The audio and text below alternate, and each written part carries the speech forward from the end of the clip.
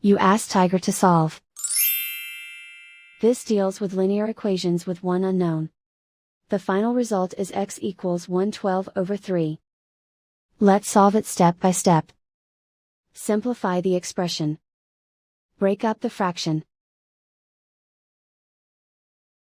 Find the greatest common factor of the numerator and denominator.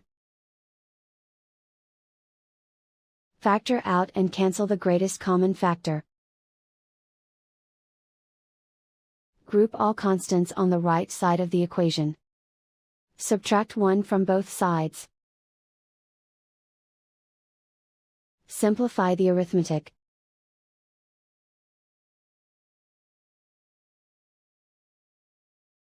Isolate the x. Multiply both sides by inverse fraction 7/3. Group like terms.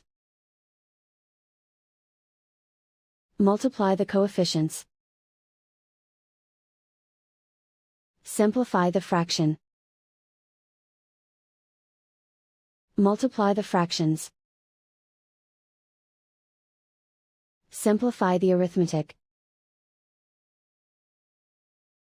And so the final result is x equals 112/3.